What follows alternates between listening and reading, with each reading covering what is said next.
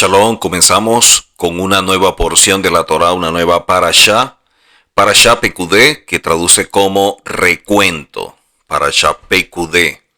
Esta parashá está en Éxodo 38:21 al 40:38, o en el libro de Shemot, capítulo 38, verso 21 al 40:38. Quiere decir que finalizamos la lectura del libro de Éxodo, de este Sefer de Shemot, también conocido como el libro de la redención, debido a la descripción de la salida del pueblo hebreo de Egipto.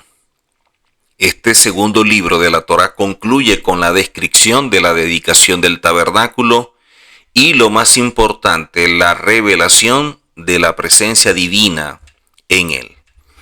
Aquí vemos que la Torá nos cuenta cuando la nube subía del tabernáculo, los israelitas se preparaban para salir a sus viajes. Este verso aparentemente simple despierta dos preguntas. La primera, ¿cuál es la conexión entre los hebreos viajando hacia adelante y el establecimiento del tabernáculo en el desierto?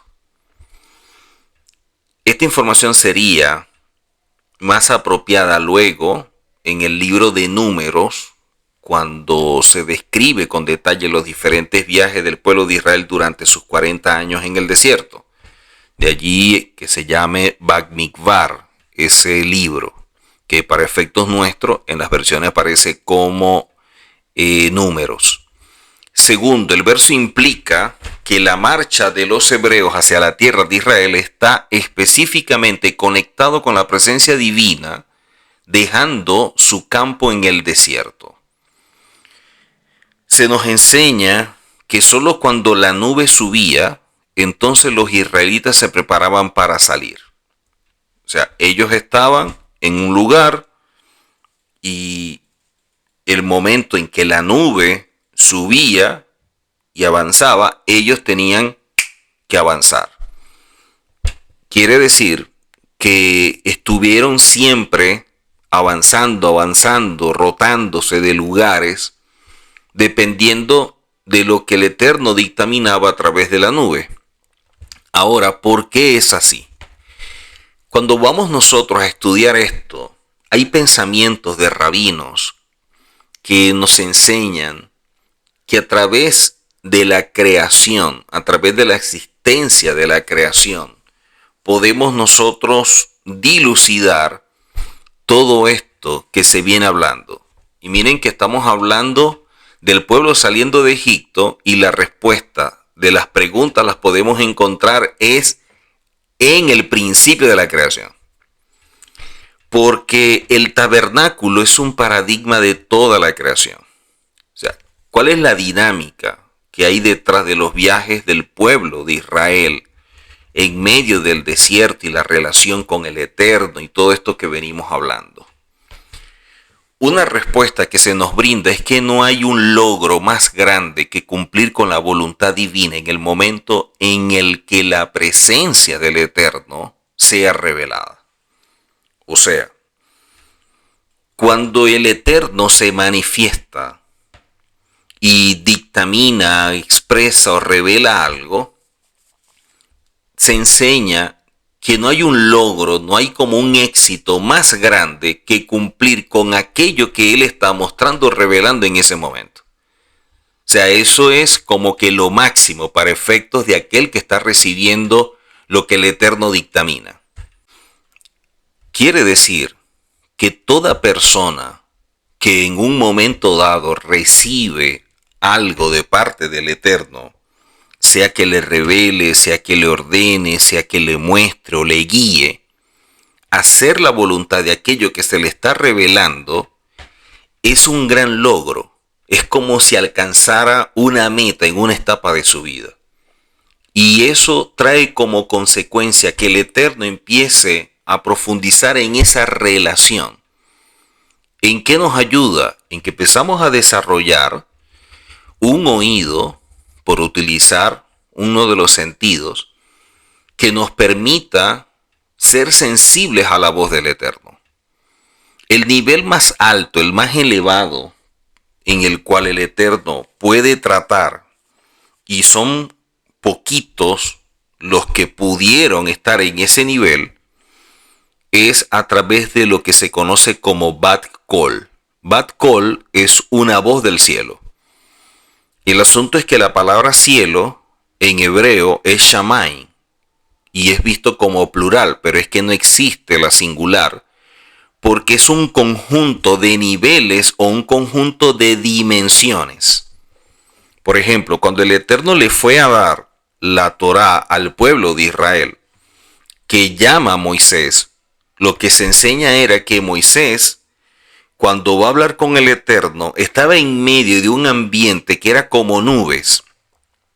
Y no era que el Eterno lo había llevado para revelar esto, sino que el Eterno lo que hizo fue descender, o la Shekinah es la que se manifiesta. Entonces la Shekinah se manifiesta en este plano terrenal, pero él tiene que ascender en un plano espiritual.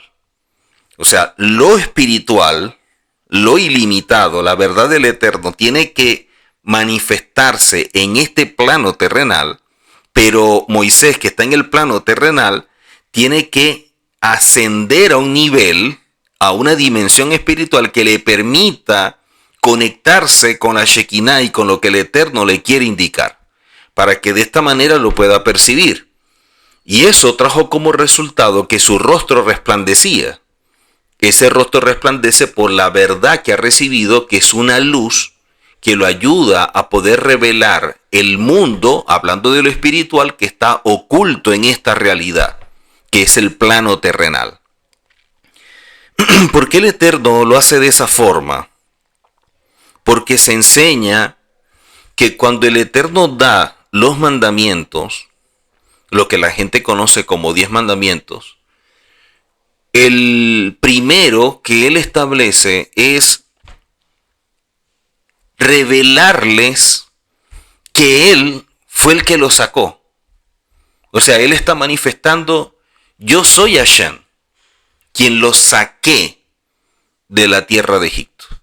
Entonces la pregunta dice, bueno, pero si él quería manifestar su grandeza, ¿por qué no dijo, bueno, yo soy Hashem, ¿verdad?, quien creó el mundo?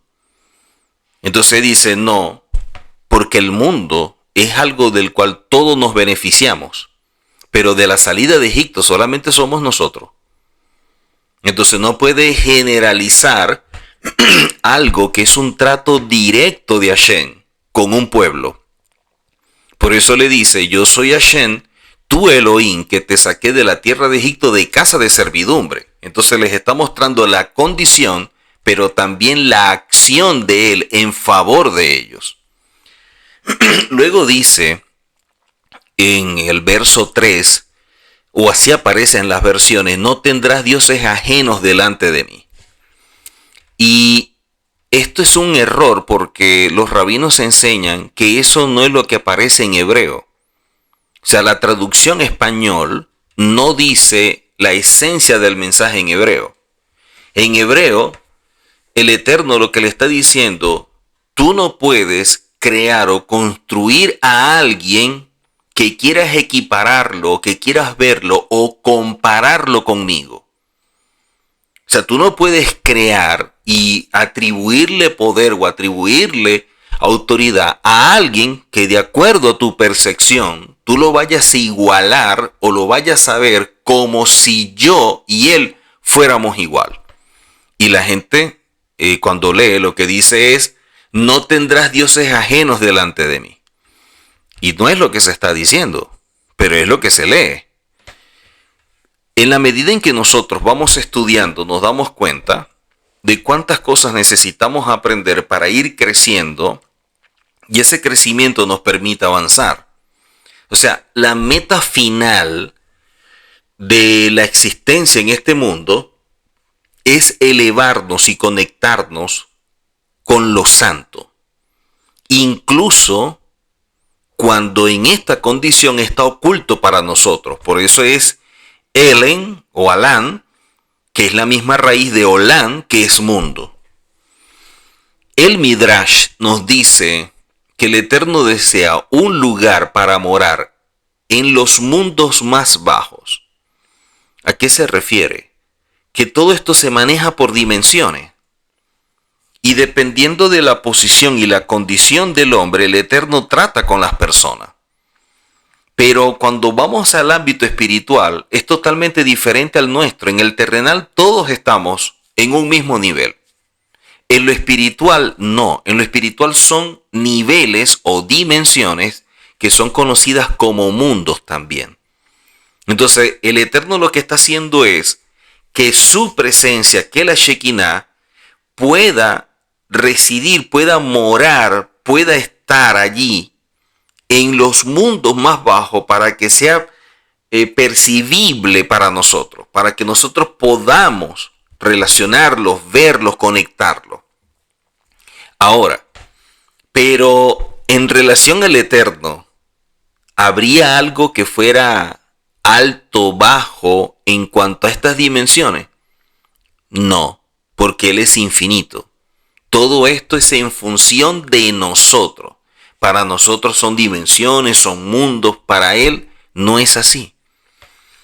Así que podemos llegar a entender que cuando la nube de Elohim se encontraba allí con el pueblo, su presencia estaba revelada, entonces el mundo material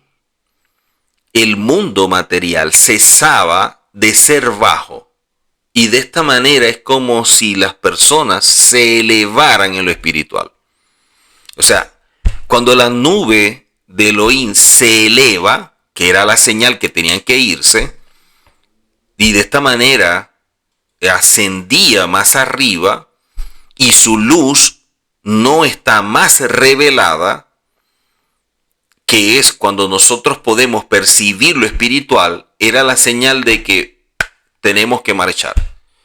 O sea, ya la presencia divina es que se manifiesta a través de la nube, no está o está ascendiendo, y él es la señal que tenemos que irnos, porque nosotros siempre debemos estar debajo de ella para mantener una relación que nos permita poder apreciar y captar al Eterno en todo su esplendor, o por lo menos hasta donde sea para nosotros entendible, comprensible. Entonces, el tabernáculo lo que hacía era otorgarle al pueblo hebreo las fuerzas, hablando de lo espiritual, para traer santidad al mundo. O sea, era la forma como podíamos tener como un punto de conexión entre lo terrenal y lo espiritual. Eso era lo que nos conectaba. Hay un plano terrenal que es visto como una dimensión, la más baja, pero hay un plano espiritual con dimensiones que también son vistas como los cielos, y de ahí se habla de 7 cielos, pero cada cielo tiene dimensiones. Entonces, allí es donde está el Eterno. ¿Cómo hacer para que los dos podamos como que conectarlos, encadenarlos? Entonces, la figura del tabernáculo es la que nos ayuda. Ahora, cuando Yehoshua dice, nadie viene al Padre sino por mí, quiere decir que él tenía la capacidad de conectar esta dimensión, que era lo más bajo, con lo más elevado, por la posición espiritual de él como Mashiach. Por ser el ungido y estar en una condición espiritual de santidad plena, podía entonces hacer esto. Y por eso es que él dice, yo soy el camino. Por eso es que la palabra dice, bueno, en él es que podemos lograr X cosa. O sea, todo lo que vemos nosotros en la escritura que dice en él, es algo que nos conecta a nosotros con el Eterno, a través de él. Y de allí que él dice, sin mí nada podés hacer. Porque es como si él, que sería como una especie de puerta, se cerrara. Quedaríamos fuera. Entonces esto es un mensaje, una enseñanza importante en este tiempo, por lo que nos está revelando. Porque nosotros estamos en un estado espiritual de exilio. El exilio no es lo mismo que una diáspora. La diáspora, tú sales voluntariamente. El exilio, tú sales forzadamente. Es como si te expulsaran. Y nosotros estamos en una condición espiritual de exilio porque salimos de un ámbito espiritual que el Eterno preparó, que creó en Adán para todos nosotros y que lamentablemente eso se malogró. Entonces, de esta forma, las tinieblas, que viene a ser todo lo que oculta, todo lo que afecta en este mundo, está allí, toda esta tiniebla que está allí, el objetivo es, para efectos nuestros, es poder comprender que el propósito por el cual fuimos nosotros creados es iluminar todo este plano terrenal, o sea, que esas tinieblas se vean disueltas por la luz que emana de nosotros a través de la Torá. A través de la Torá. O sea, cuando nosotros recibimos la Torá, así como Moisés, su rostro resplandecía, y eso traía como resultado un nivel de revelación muy grande por la conexión espiritual con el Eterno, nosotros también tenemos esa capacidad. Cuando nosotros podemos conectarnos con Él y también recibir de la misma forma esa luz. Así como la desaparición de esta nube divina del tabernáculo, que era una señal para que siguieran adelante, los rabinos lo ven como si en la actualidad ocurriera lo mismo. O sea, los conflictos, las crisis, todo lo que está sucediendo, simplemente nos están mostrando que debemos dedicar más tiempo a lo que es nuestra vida espiritual y de esta manera poder alcanzar un nivel que nos eleve y de esta forma avanzar hasta que comience esa etapa de reino, esa etapa mesiánica en espera de la completa redención. Quiere decir que nosotros necesitamos trabajar en función de que la Torá sea esa luz con la cual nos conectemos y quedemos como que impregnados de ella para que podamos entonces nosotros revelar la imagen del Eterno. ¿Y qué es lo que vamos a hacer? Traer luz a este sistema terrenal que está en una condición inferior en cuanto a lo espiritual por las tinieblas. Nosotros vamos a disipar las tinieblas. Ahora, el Mashiach es evidente que es el modelo ideal de santidad. Cuando vemos nosotros la última letra del Sefer Shemot, de este Sefer que estamos culminando, la última letra es un amén, pero en este caso es un amén sufit, que es la utilizada cuando aparece al final de una palabra. Cuando nosotros escribimos una palabra y lleva un amén al final, la amén que se usa es un amén sufit. Como sabemos, esa es la letra con la cual nosotros escribimos al Mashiach. Cuando vamos a escribir Mashiach utilizamos un amén. Pero en especial, en esta forma que es cerrada. O sea, normalmente cuando vamos a empezar una palabra con la amén, es abierta. Pero si la amén va al final, es cerrada. Entonces dicen, oye, pero si vamos a escribir Mashiach, ¿por qué escribimos Mashiach con una amén cerrada cuando es la primera letra? ¿Qué es lo que nos está mostrando? Nos está indicando la fusión del Mashiach, que es el que va a cerrar esta edad presente, este Olam Hased, para que nosotros podamos entrar al Malhut y con ello al mundo venidero. O sea, el Mashiach lo que nos está mostrando es, yo soy el que tiene la llave para cerrar este mundo, pero también soy el que permito que otros puedan ser parte del mundo venidero. Por eso es que él habla en muchas oportunidades en función de cosas que son como símbolos en función de ello. O sea, yo soy el camino, yo soy la verdad, yo soy la puerta. Todo esto está conectado con la redención y la forma como nosotros podemos estudiarla es a través de todo lo que el Eterno nos ha mostrado por enseñanza y en este caso de Yehoshua. Es interesante notar que así como nuestro modelo a seguir es el Mashiach, así también en el Sefer de Shemot, que es el libro de Éxodo que estamos terminando, nos muestra que todo lo santo del pueblo de Israel, así como los utensilios del tabernáculo, los trajes y una serie de cosas con su particular santidad y sobre todo la presencia del Eterno a través de la Shekinah morando en ello, solamente nos está conduciendo, direccionando a percibir al Mashiach en cada uno de nosotros. Porque si Él es el modelo final y con Él culmina esta edad presente para ser parte del mundo venidero, yo tengo que conectarme con Él para también culminar mi etapa en este mundo y ser parte del próximo. O sea, eso es lo que todos debemos aspirar y de esta manera poder alcanzar ese nivel. Pero ¿cómo lo podemos alcanzar? Cuando nosotros dedicamos tiempo a buscar una verdad y caminar en ella. Yo no estoy adquiriendo la Torá para obtener un conocimiento, yo estoy adquiriendo la Torá para ser parte de la redención, porque el conocimiento lo que me va a ayudar es alcanzar un nivel de santidad que permite estar en una condición espiritual de concluir en esta edad presente para ser parte del Olam Haba, del mundo venidero. Cuando vemos todo el tabernáculo, los materiales para la construcción de este santuario que era portátil y que estaba en el desierto, provino de las ofrendas voluntarias del pueblo. Cada uno fue aportando de acuerdo con lo que tenía y hablan también de la generosidad y de la bondad y lo que había en su corazón.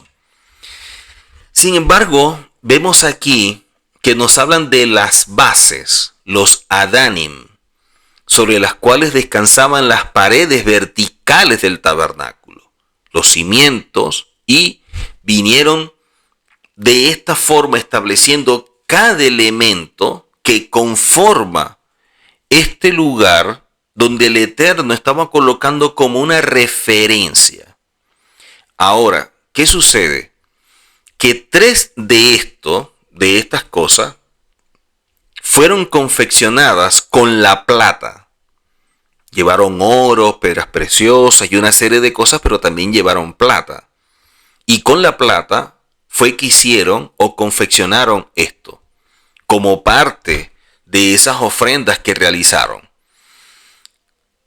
De esta manera, vemos que así como el oro, la plata, el cobre, las telas, las piedras preciosas, todo esto se presentó y todas las personas fueron motivadas, fueron con gozo, cada uno dando lo que tenía y mucho más.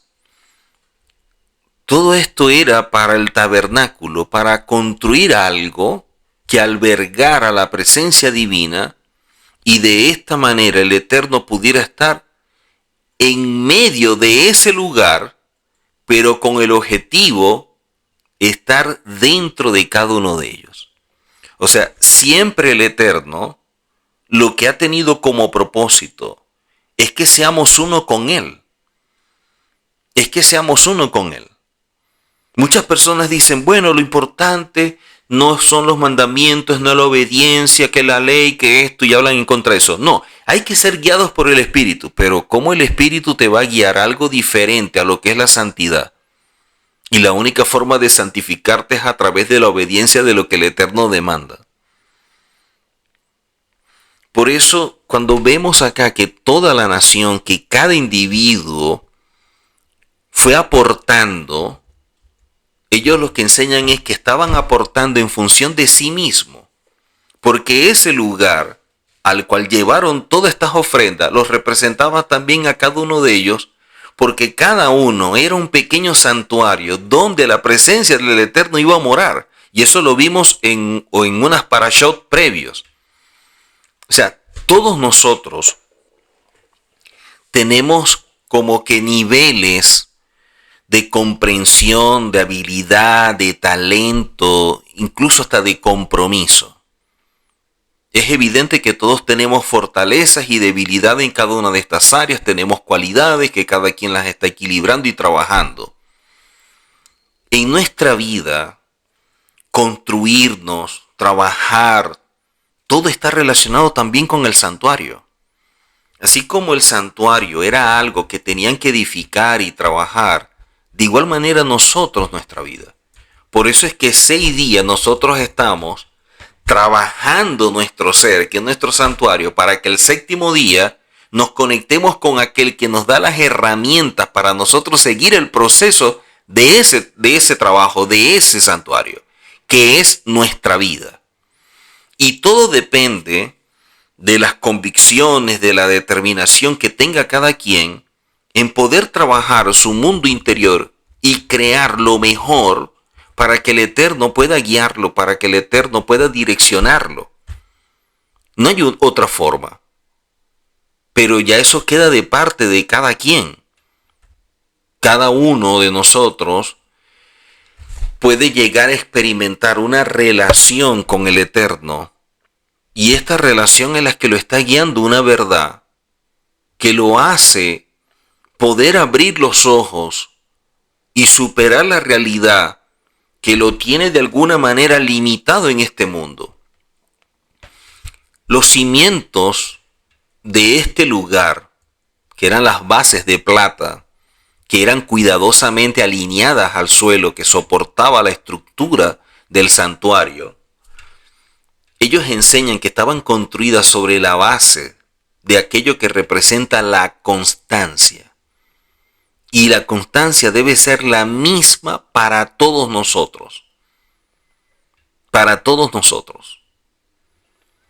Si nosotros vamos a edificar nuestra vida, que es semejante a un tabernáculo, y las bases que colocaron de manera simbólica representa la constancia, de igual manera deberíamos hacer nosotros. Pero miren que esas bases que eran hechas de plata, que en hebreo es la palabra kesef, también significa anhelo y amor. O sea, nosotros debemos tener un anhelo, un amor, una pasión por todo lo que representa el Eterno. Un rabino cuenta una anécdota hablando con alguien que le decía que él amaba al Eterno. Y el rabino le pregunta que si él tenía hijos y le dice que sí.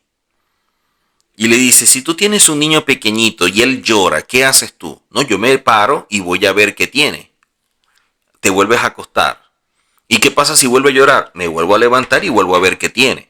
Y dice él, ¿y te levantarías todas las veces que fueran necesarias por estar pendiente de tu hijo? Dice, claro que sí. ¿Y por qué lo haces? Bueno, porque lo amo.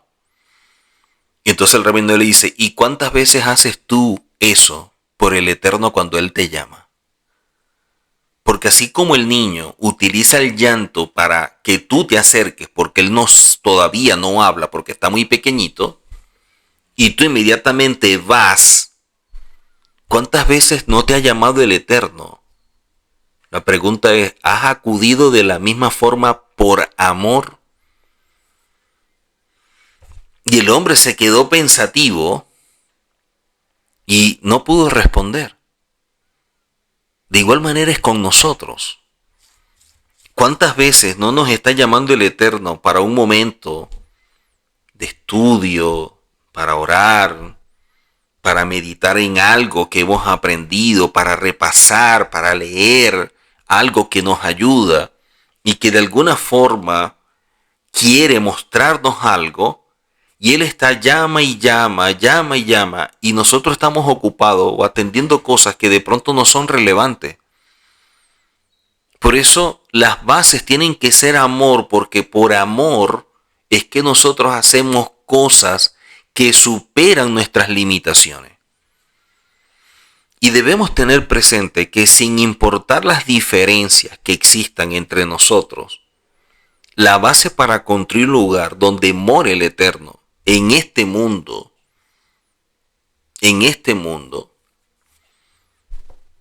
va a ser el corazón de cada uno. Va a ser lo más profundo de nuestro ser.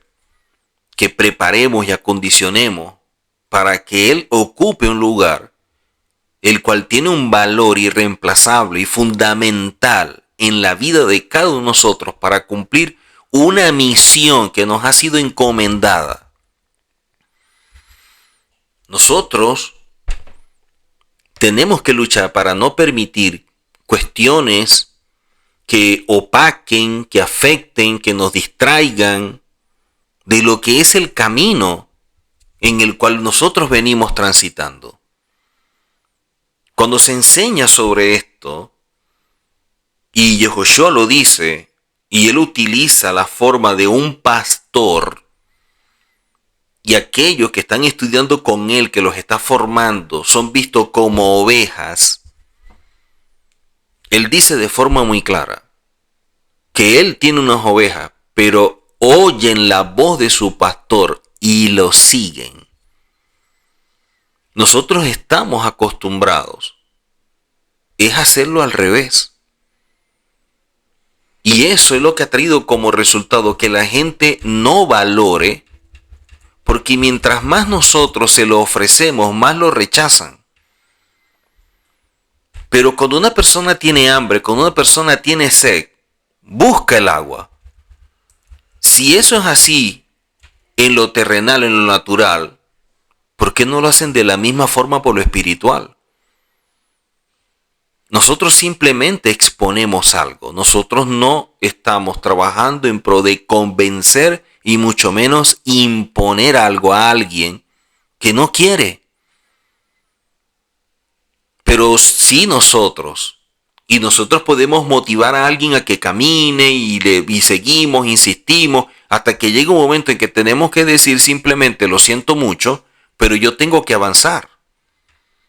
Y hay otras personas que desean conocer la verdad y también me necesitan. Y con mucho dolor seguir adelante. O sea, nosotros debemos luchar para que no seamos distraídos por cosas que a veces los sentimientos y las emociones nos juegan una mala pasada. Debemos poseer una fuerza interior que nos ayude a nosotros a caminar en procura de alcanzar un nivel de santidad para ser investidos de ella y de esta manera convertirnos en verdaderos reyes y sacerdotes que muchas veces la gente dice y se jacta y vive ajeno a lo que dice ser.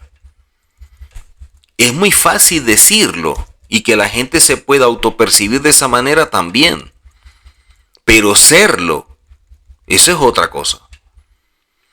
Nosotros vemos en esta parashá que cuando comienza se menciona 2 veces la palabra tabernáculo. Y los sabios enseñan que está relacionado con el tabernáculo exterior y el tabernáculo interior. Y ellos enseñan que el interior es simplemente la forma como se expresa nuestra vida. Que también vemos que aparecen 3 expresiones. Aparece tabernáculo, que es el Mishkan, santuario, que es Mikdash, y Ohel Moed, que es tienda de reunión o tienda de congregación. Cada nombre de este mismo lugar indica algo, aunque la realidad física, lo que estamos viendo es el mismo sitio. De igual manera en nuestro ámbito espiritual, pero cada expresión está representando algo que es especial.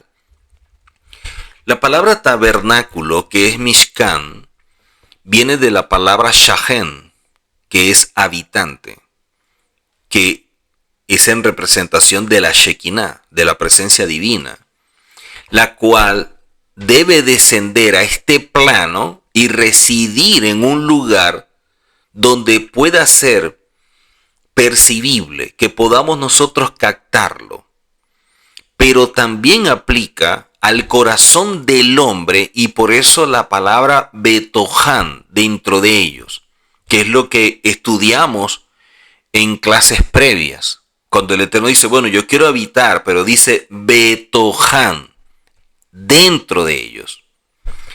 La palabra santuario, que es Mikdash, viene de la palabra Kodesh, que es santo, sagrado, y está relacionado a el hecho de consagrar o dedicar algo al Eterno, y de esta manera lo relacionan con la forma en que podemos consagrar, dedicar o santificar lo más profundo de nuestro ser al Eterno. Y de allí las bases que aparecen en Devarim o Deuteronomio 10 y Jeremías 4. Ahora, el Ohel Moed, que es la tienda de reunión o el lugar de congregación, es como un intermediario que conecta los dos extremos, hablando de Mikdash y de Mishkan, porque Moed está relacionado con tiempo y espacio. Mucha gente cuando habla de Moed siempre dice fiestas, pero no es eso la esencia de la palabra, porque Moed, como está relacionado con tiempo y espacio, es donde las almas de cada uno de nosotros viene a reunirse, a congregarse en busca del Eterno. De ahí la palabra Lemebekashei Hashem.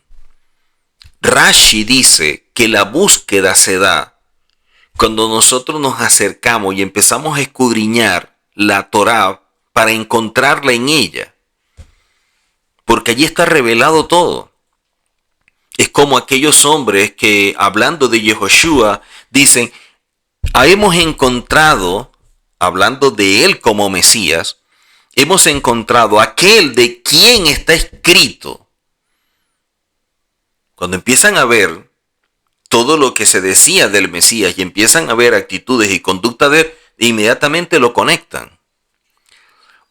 Otros sabios también enseñan que Moed nos indica el tiempo donde nosotros tenemos como una cita y en un lugar para hablar con el Eterno. O sea, Moed es como una invitación personal para tratar con alguien que no solamente amamos, sino que tiene una importancia y un valor único. Por eso es que se enseña que cada persona es comparable con el Mishkan, porque el Eterno posó su presencia sobre él. Y de esta manera, la persona muchas veces siente o percibe en lo más profundo de su ser esa sensación de Mishkan. Es decir, la expresión más alta de perfección, a pesar de que ella misma esté en un nivel de Mishkan Katán, que es un Mishkan pequeño, y se encuentre aún lejos de una perfección, hablando de Shelemut, de algo pleno. Esta es la razón por la cual la Torá duplica la palabra tabernáculo. La primera vez con conciencia del Eterno y la segunda vez sin ella, para enseñarnos que el corazón de la persona no debe enaltecerse por el hecho de seguir el camino de la Torá y de los mandamientos y por estar apegada al Eterno. Porque incluso la persona cuidadosa, constante, perseverante en seguir lo establecido por el Eterno, todavía no ha logrado la perfección y le queda mucho trabajo por realizar para cumplir completamente con la voluntad del Eterno. Por lo tanto, no hay nada de qué jactarnos. Solamente cuando la persona comprende esto y se considera a sí misma como un Mishkan Katán, que es pequeño, tiene el mérito de poder llegar finalmente al grado más elevado de Mishkan o incluso de Gadol, que es lo grande. Hablando de espiritualidad. Pero solo una persona que realiza un examen de conciencia, que se cuestiona, que se evalúa, tal como hizo Moshe al presentar ese análisis detallado de todo lo que la gente entregó, lo que la gente ofrendó, que es lo que aparece en la parashá, entonces tiene el mérito de recibir ayuda del cielo para elevarse a través de la Torá y llegar a un nivel de temor, de Iré Elohim. hasta el punto de llegar a ser comparado con el Mishkan. Pero en cambio, a la persona que en su corazón piensa que ella misma ya es un tabernáculo y que no necesita como que examinar ni corregir sus cualidades, como mucha gente, no, el Espíritu Santo mora en mí, no, que el Eterno me guía, y dice muchas cosas que se oyen muy bonitas, como muy espirituales. Pero, ¿cómo viven? Este tipo de personas, el Eterno enseguida le demuestra su verdadero lugar en la condición en que están, y que en realidad ni siquiera pueden llegar a ser un Mishkan Katán, o sea, un pequeño tabernáculo. A veces la persona llega a pensar que está pegada al camino correcto y que está haciendo lo que es correcto, pero después de un tiempo se le abren los ojos, se caen esos velos y puede ver que realmente estaba equivocado y que la verdad era otra. Entonces la pregunta que hacen los sabios es: ¿y qué vas a hacer ahora? Dice, ¿qué vas a hacer ahora con la verdad que está frente a tu rostro y que te está mostrando lo equivocado que tú estabas, pero te sentías confiado y pensabas que era el camino correcto? Podemos ver que a veces las personas realizan este tipo de examen de conciencia. Y creo yo que cuando hacemos tefilá en la noche, antes de dormir y evaluar, oye, lo que hicimos, lo que dejamos de hacer, pedimos perdón y una serie de cosas, es que nosotros podemos llegar a reconocer nuestras fallas, limitaciones y errores, y de esta manera es que podemos crecer. Si no hacemos esto, nunca vamos a estar conscientes de nuestra verdad y de la condición en la que estamos. Y esto es algo claro porque el mismo tratado Berajot 5b explica que un prisionero no puede liberarse a sí mismo.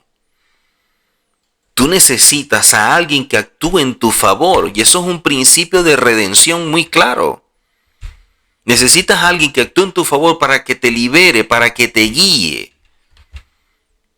El Eterno utilizó a Moisés para liberar a un pueblo, pero también para que lo guiara, para que lo llevara hasta un lugar establecido por él. Es decir, que así como el prisionero necesita el esfuerzo de alguien de afuera para poder ser liberado de la prisión, de la misma manera las personas están limitadas por una visión cerrada y afectada por intereses personales, lo cual evita que llegue a descubrir sus propios errores. En consecuencia, es necesario que otra persona de autoridad y que tenga el poder para ayudar y para guiar, pueda abrir los ojos a este otro que es prisionero, demostrándole los hechos de la verdad a través de acciones de rectitud. Por eso la Torá dice: reprende a tu compañero para no cargar tú también con su pecado. Y eso lo vamos a estudiar pronto cuando empecemos a ver este nuevo Sefer de Vaikra, o este libro de Levíticos. Porque la Torá establece que no siempre la persona puede corregir sus propios actos por sí mismo. Y por eso nos ordena que nos ocupemos del comportamiento de otro, y para eso establece líderes, guías, que puedan mostrarnos los errores, los defectos, las fallas, y aceptarlos como un favor. Aceptarlo más bien como algo que me muestra: oye, me ama, me quiere, siente algo por mí, que yo le importo y me está diciendo: oye, estás equivocado. Pero también la Escritura dice que tú corriges al sabio y te vas a ganar un amigo. Pero cuando tú corriges a un necio, te haces enemigo. Mientras tú ayudas a alguien que se deja ayudar, esa persona puede ir saliendo de una condición que él mismo no sabe que está preso. La persona no tiene conciencia de eso. Y por no tener conciencia de ello, es que camina y actúa y dice de la forma como lo hace. Pero aquel que está entendido y con humildad se preocupa y desea ayudar a otro, como nos los demandan, va a utilizar todos los recursos para mostrarle una verdad, tenderle la mano y ayudarlo a que camine. Y caminará hasta donde deje que lo ayuden o hasta donde él desee caminar. Vemos nosotros que en la construcción del Mishkan, la Torah utiliza diferentes expresiones. En una parte dice y harás, en otra dice y pondrás, en otra dice y traerá. Con respecto al arca, está escrito en Éxodo 40, pondrás allí el arca del testimonio. ¿Por qué la Torah no utilizó la misma expresión para todos los mandatos relacionados con la construcción del tabernáculo? Al parecer, se debe a que todas las partes que conforman al tabernáculo corresponden a algún aspecto de nuestro cuerpo, el cual es considerado un pequeño santuario. Por eso la Torah utiliza expresiones que pueden ser aplicadas igualmente al cuerpo, como tomarás, traerás, pondrás, darás, harás. Todas estas cosas están dentro del campo de la capacidad humana para enseñarnos que debemos actuar y no alegar, no buscar excusas para decir que es muy difícil llegar a alcanzar una meta, porque no es así. Lo que hace falta es disposición. El problema es cómo ayudar a aquel que no se deja ayudar. Cómo tenderle la mano a aquel que se cierra porque asume que tiene una verdad. O peor aún, hay personas que para ellos es más importante tener la razón que tener la verdad. Porque tener la razón no les afecta en su autoestima.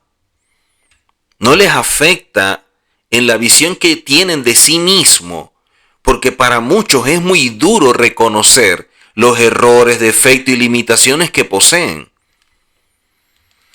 Y esta palabra, Mishkan, viene de la misma raíz que la palabra Meshijá, que traduce como continuación. O sea, es decir, que si el tabernáculo nos representa a nosotros y esta palabra tiene su raíz en continuación, los rabinos enseñan que cada uno debe continuar tras los pasos de aquello que adquirió como estilo de vida a través de la Torá y cumplirlo a pesar de las dificultades que enfrenta en la vida. Porque dando continuidad es que va a dejar una marca y una huella para que otro, sea su pareja, sus hijos, sus hermanos, puedan seguir.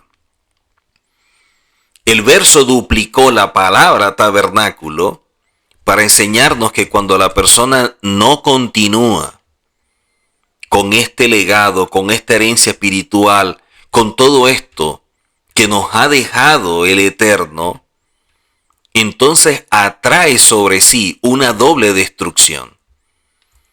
Porque no solamente se está destruyendo a sí mismo, sino que también está dejando a su hijo sin ningún recurso, sin ninguna herencia espiritual. Porque al cortar esa cadena de generación, de legado espiritual de Morashá, evita que su hijo conozca el camino de la Torah y que pueda transitar y acercarse al Eterno como él se acercó. Cuando nosotros vemos al rey David, hizo tantas cosas que el Eterno dice que tenía un corazón conforme a él. Un hombre perfecto, excepto en el caso de Uría. Pero habla de él de un hombre perfecto, un hombre con un gran legado, un hombre con disposición. Y fue tanto lo que dejó que a pesar de los errores de Salomón, Salomón no perdió el reino por el legado espiritual que cubría Salomón de parte de su padre David. Pero lamentablemente Salomón no pudo dejar el mismo legado y Roboán sí perdió el reino. Entendemos que fueron decisiones de Roboán, pero no tuvo bajo el abrigo de la espiritualidad de su padre para protegerlo, para guardarlo. Por eso, alguien así no solamente se está destruyendo a sí mismo, está destruyendo también a su hijo. Dijo el rey David: mi alma ansía y suspira por los atrios del Eterno, en el Salmo 84. ¿A qué se refiere con esa ansia, con ese suspiro? La palabra en hebreo que traduce como ansia es nixefa, la cual tiene la misma raíz que la palabra kesef, que traduce como dinero. O sea, David nos está enseñando que el dinero, que lo material se acaba en un suspiro. Pero la Torá es eterna. La Torá es para siempre. Tú no puedes interiorizar el dinero, pero la Torá sí. La Torá es la que te ayuda a construirte y transformarte en ese tabernáculo donde la presencia del Eterno pueda morar.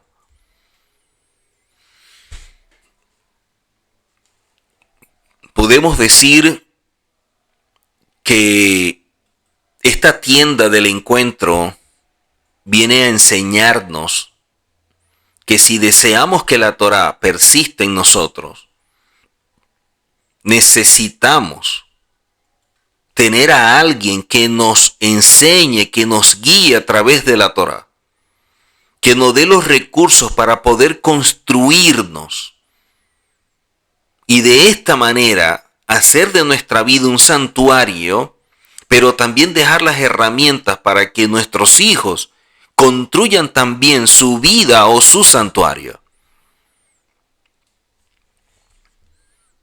Por eso debemos esforzarnos por adquirir este legado que es tan importante como lo es la Torá para guiarnos.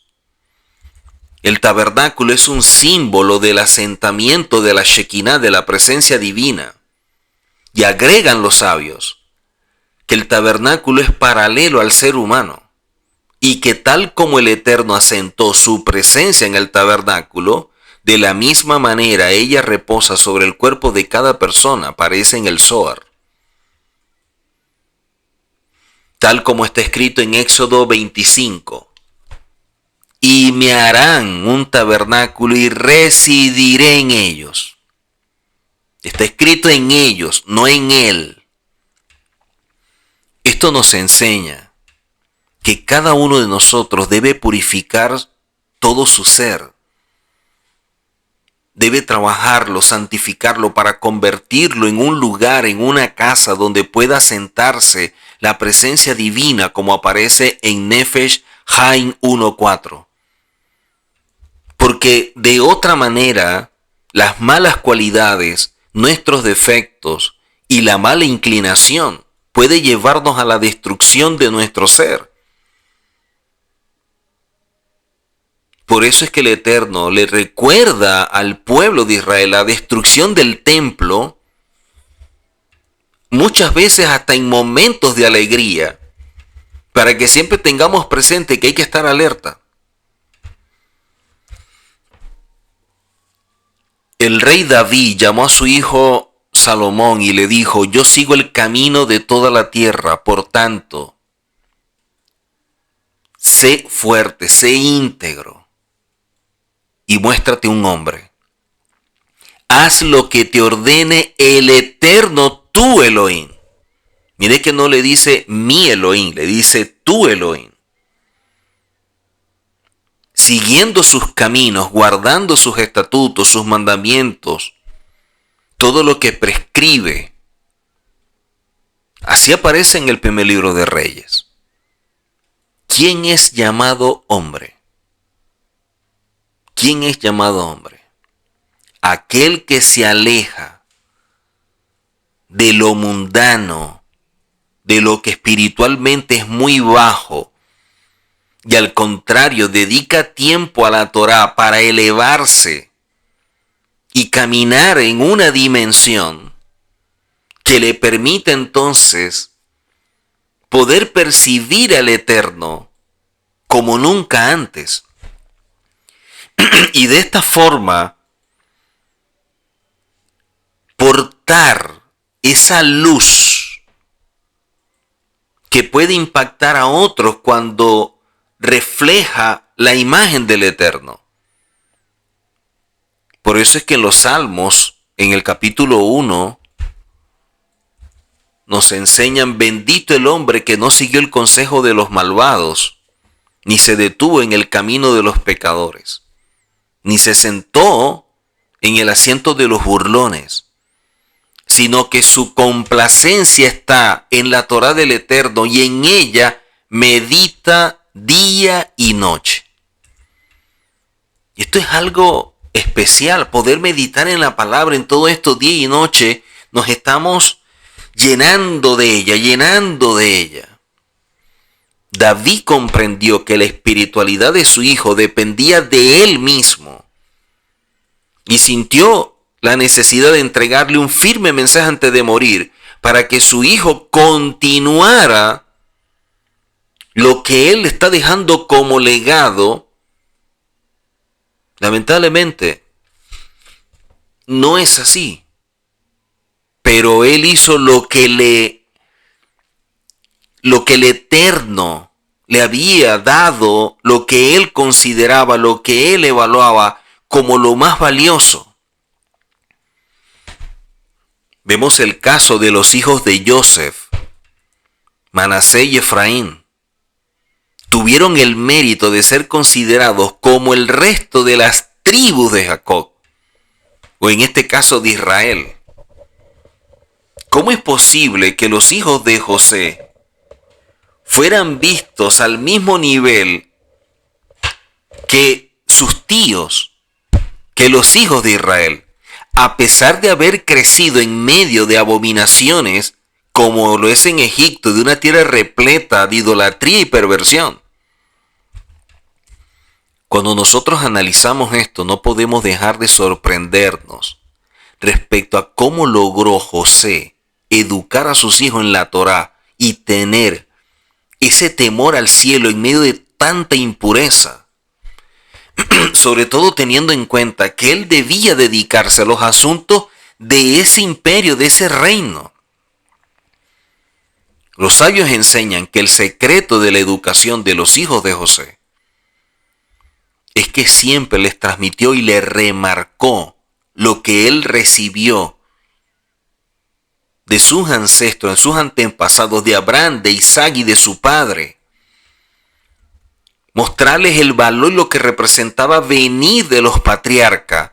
Le otorgaba una fuerza, una protección especial contra la mala influencia que lo rodeaba en Egipto. Y de esta forma no verse amenazados por un Yetzer Hará que de pronto no pudieran llegar a controlar. Antes de morir, Jacob llamó a sus nietos, a los hijos de Joseph, y los bendijo. Dice: el ángel que me salvó de todo mal, bendiga a estos niños y sean llamados en mi nombre y en nombre de mis padres Abraham e Isaac, y que se multipliquen en toda la tierra. ¿Y cómo está conectado los nombres, la herencia de ellos con la redención? Todo lo que representa Efraín. Con esta bendición, Jacob estableció que ellos debían seguir profundizando, que deberían seguir caminando como lo han hecho y mucho más en la Torá. Y que solamente de esa manera iban a merecer que los nombres de sus sagrados antepasados recayeran sobre ellos, que pudieran alcanzar esos sehut, esos méritos que reposaban sobre los patriarcas. Por eso es que los rabinos enseñan que cuando nosotros estamos oyendo todo esto, se está reforzando nuestra fe. Esto no se puede quedar en buenas intenciones, en nuestro corazón, en palabras bonitas y todo esto. No. Debe existir la convicción y la determinación de llevarlo a la acción, a la práctica. Como está escrito, cada persona debe aprender a partir de las palabras de los sabios, como dice Deuteronomio 17. Incluso si en un comienzo las palabras de tu guía, de tu maestro, de tu líder nos parecen extrañas y hasta oscuras, dice Sifrei Shoftim 11, debemos cumplirlas con los ojos cerrados. O sea, cumplir con los ojos cerrados lo que nos está determinando ese guía, ese líder, aunque nos parezca para nosotros oscuro, extraño, algo raro. ¿Por qué? Porque su posición espiritual es más elevada y ve lo que tú no ves.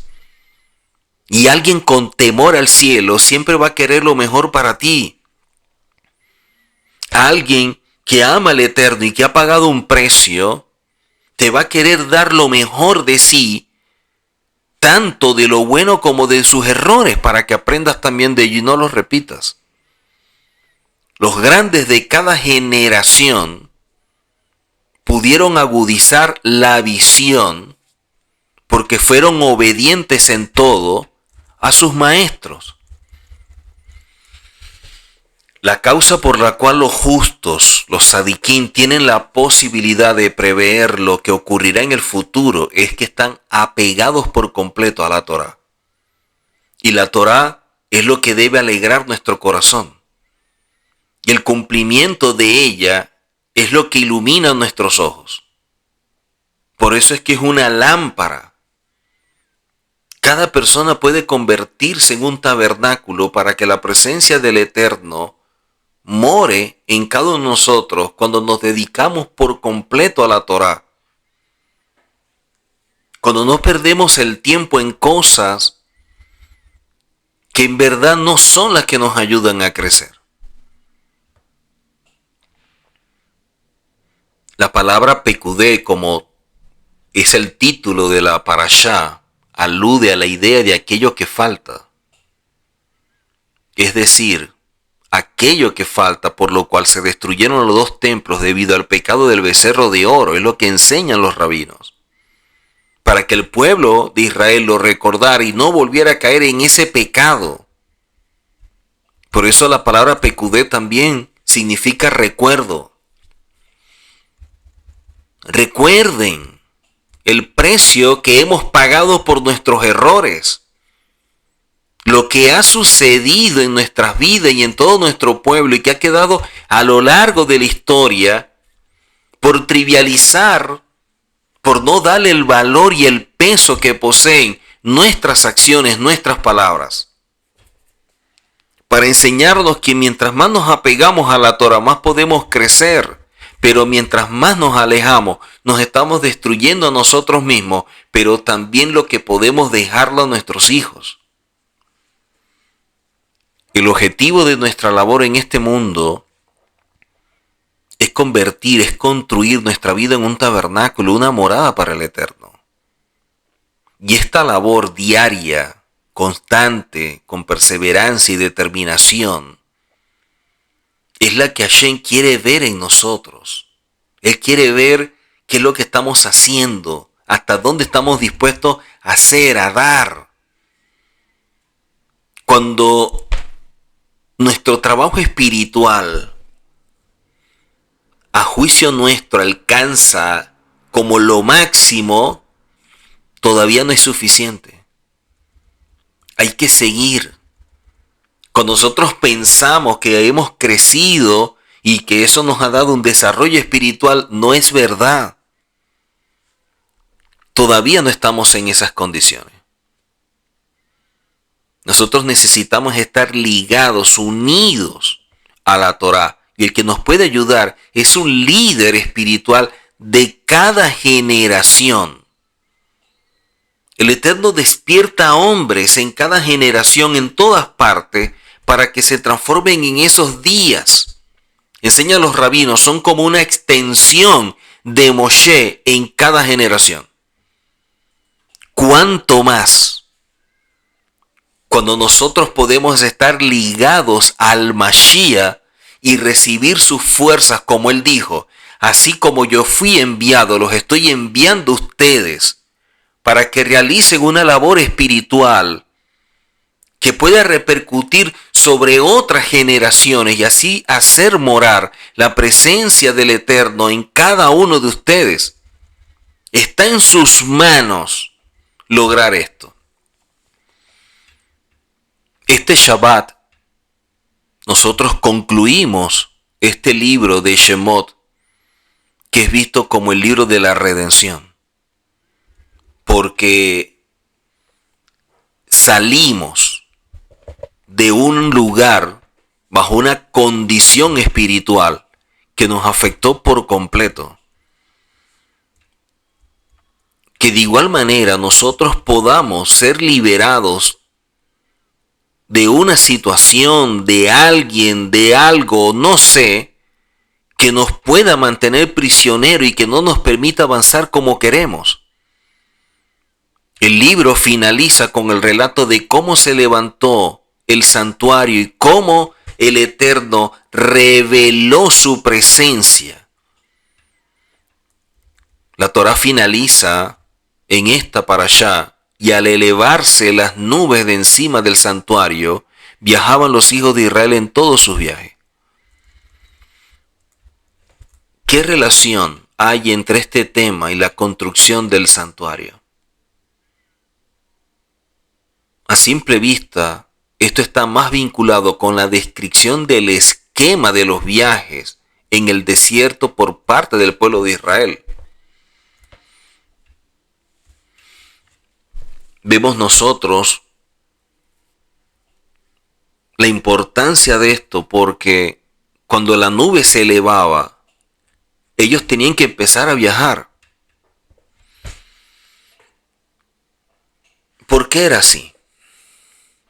Los rabinos enseñan que el objetivo de todo, tanto del santuario como de la creación, radica en que aquel que es un hijo del Eterno pueda viajar justamente al subir la nube. No hay novedad alguna en cumplir con la voluntad del Eterno cuando su presencia está revelada aquí abajo. El objetivo es poder alcanzar la santidad también cuando se encuentra oculta, cuando está tapada, cuando superficialmente pareciera que la nube subió y no está aquí, y poder mantenernos con el mismo compromiso y con la misma responsabilidad. El Midrash dice que el Eterno deseó tener una morada en este plano inferior. Y la pregunta es, ¿acaso existen frente al Eterno planos superiores o inferiores? La definición de superior e inferior es en lo que respecta al nivel de revelación existente. Inferiores significa un nivel donde la santidad no brilla abiertamente, lo que genera un bajo nivel de espiritualidad. A eso se refiere con inferior, donde hay una condición que no permite un nivel espiritual elevado. Por eso cuando se habla de Egipto, se habla de descender a Egipto, por la condición espiritual. Cuando se habla de Israel, se habla de subir a Israel. Y justamente en ello consiste el objetivo de la creación.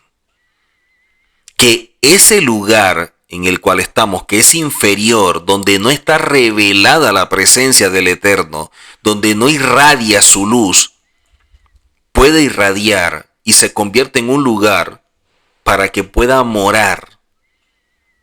A pesar de que la santidad no está revelada allí, nosotros debemos hacer que more. Somos nosotros los que tenemos que cambiar las condiciones.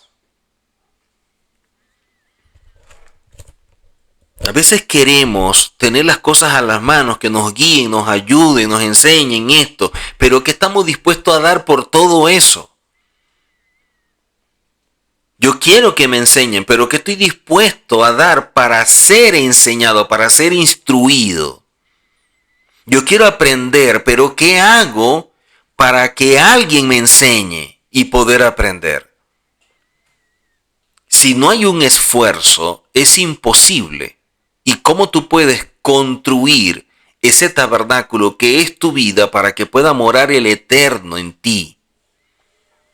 Y a pesar de que estás en este plano inferior, donde la santidad y la espiritualidad no se manifiesta de forma contundente, cada uno de nosotros puede atraer la presencia y cambiar esto. Por lo tanto, cuando la nube del Eterno se encuentra aquí abajo y todos ven esta gran revelación, no puede considerarse a este mundo como inferior. Y por lo tanto no puede concretarse el objetivo de la creación. Solo cuando la nube del Eterno sube y se traslada arriba y su luz no brilla abiertamente aquí abajo, es cuando comienzan como que esos viajes de todos aquellos que somos hijos en un camino hacia la concreción de la voluntad del Eterno para traer esa luz abajo. Somos nosotros los que tenemos que impactar este mundo.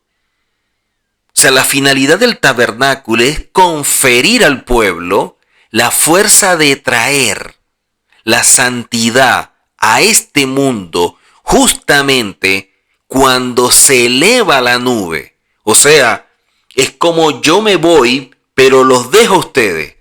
Ya yo impartí mi luz, ahora impartan la suya. Por eso es que se habla en el verso, cuando se eleva la nube, puesto que ese es el objetivo final del tabernáculo de Hashem. Que nosotros podamos traer la luz e impactar este sistema para transformar este plano inferior a un nivel donde pueda morar el Eterno. No podemos asustarnos por las tinieblas del exilio. Por el contrario, debemos tomar conciencia de que el objetivo de todo esto es iluminar justamente con la luz de la Torá para de esta forma disipar las tinieblas. Eso es lo que debemos hacer. No huir, no esperar que sea otro el que ilumine, no orar para que bajen e iluminen, no. Usted y yo somos los encargados de hacer que esto suceda. Si estamos conscientes de que cada uno de nosotros es considerado como un santuario, que cuando sentimos que la luz nos ilumina como el fuego que había en él, y estamos convencidos que el camino que tomamos es el verdadero, es el correcto, entonces tenemos la bendición de brillar nuestras vidas y también a otros. Cuando solo vemos la nube, nos confiamos, porque ahí está la nube y dejamos que como que todo lo haga ella. Y el asunto es qué hacemos cuando ya ella no está. Cuando ella se aparta, cuando te dicen, bueno, ahora tienes que caminar. El fuego que nos hace volver a levantarnos con fuerza todos los días y de esta manera traer la luz de la Torá para que nos guíe en el camino y especialmente en el camino de todos aquellos que nos acompañan en cada paso que nosotros damos.